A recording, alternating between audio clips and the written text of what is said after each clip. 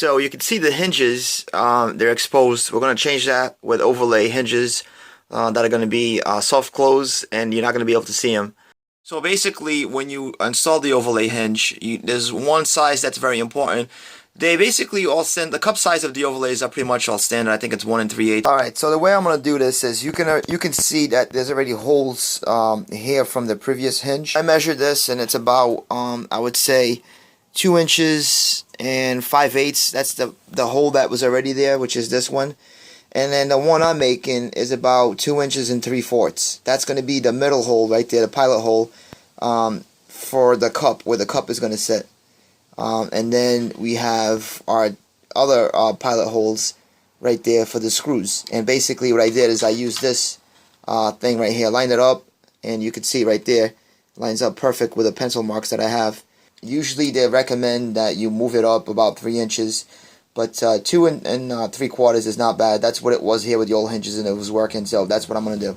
So the way I'm going to line up the template now is from the template edge to the cabinet edge, it's about 1.5. So every time I do this on the cabinet from either side, so when I do that side right there, that's what I have to measure. So that's how I'm going to, the template is going to do the rest for me. So now I only care about from here to here, which is 1.5. So I'm basically making the pilot holes right there, as you can see. The middle hole is for the cup, and then the other 2 side holes are for the screws that hold the bracket together. So I'm using this bit right here. Same principle, I have already marked it here. You can see the pencil marks right there. So basically just gonna go ahead and make one right here.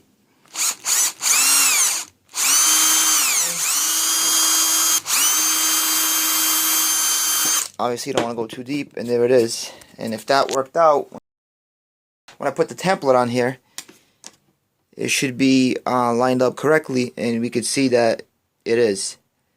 So that's basically what I'm doing right now, and I'm going 2.5 inches to this edge right here, making the holes, making the pilot holes, marking it, making the pilot holes, and then drilling the bore out, or boring it out for the cup.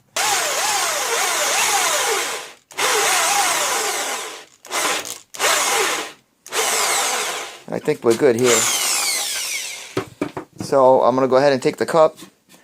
I'm going to go ahead and take the cup now. Just make sure it's in there. Yep, and it fits pretty good. It's flush.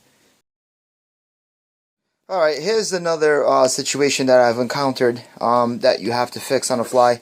So you can see I have the hole here for the cup, and it fits. There's no problem with that. But if you look closely, one side is flushed and the other side is not. So you're gonna have to sometimes when you have the drill and you're drilling out the hole, your bit is not level, and that's what happens. So on the fly, you're gonna have to tilt the bit a little bit to whatever side is raised too high to go ahead and remove some of that wood, which in this case is over here. You can clearly kind of see it, and I have to remove this piece of wood right here in order for this thing to be flushed, for the hinge to sit there flushed. So that's one thing that happens. This happens because when you're going down with the drill, you're not, fully leveled, and that will happen. So that's another thing that to keep in mind and to fix when you're doing these hinges.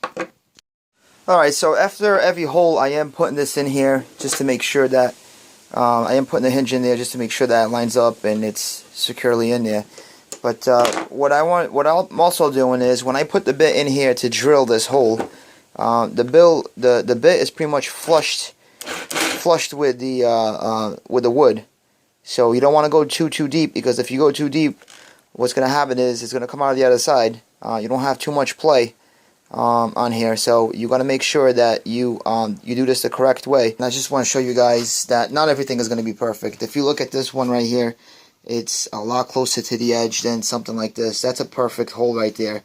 That one is too close to the edge. But these things have, these hinges right here have an adjustment. They have a couple of adjustments that you can play with.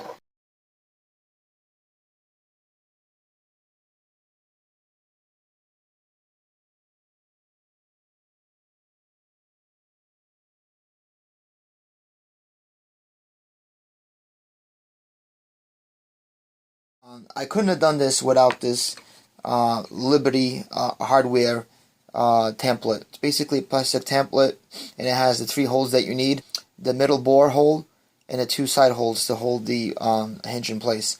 And then it also comes with this forcing bit, which is 1/2 inch deep. So this kit right here was $11. And let me tell you, it's well worth it. Okay, without this kit, I wouldn't be able to do this as fast and as precise. So this, it's a Liberty hardware flush hinge kit. Just search for that and you'll find it. And it really, really works, and it's great for stuff like this. So I highly recommend it. Alright, so we're going to get ready to install our hinge, and we have an overlay hinge. It's basically a hidden hinge. This one is soft close hinge, and you can tell it's soft close because it has this thing right here that's the soft close mechanism. So when you close it fast, it slows down so you're not slamming. But anyways, what I already did is, you can see there's a hinge right here, and we bored these holes out before with the 2 screw pilot holes. And basically it's just going to go in there like this, and we're going to screw it down with the screws that came, in this case, that came with this hinge, which was these screws right here.